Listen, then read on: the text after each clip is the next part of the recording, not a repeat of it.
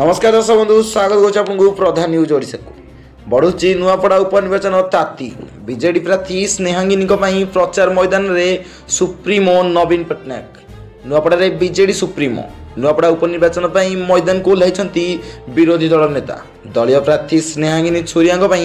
प्रचार मैदान में नवीन दिन 12टार नुआपड़ा पहुंचा पर दलीय सभा को संबोधन कर नवीन पट्टनायक उपनिर्वाचन तारीख जेतिकी पाखे आसूची सेतिकी सरगरम होबारे लागिलानी नुआपड़ा माहौल एबे प्रार्थी मुखिया ओह्लैबे प्रचार मैदान को आज बीजेडी सुप्रीमो नुआपड़ा गस्तर थिबा बेले 6 तारिख में जय ढोलकिया प्रचार करेंगे मुख्यमंत्री मोहन माझी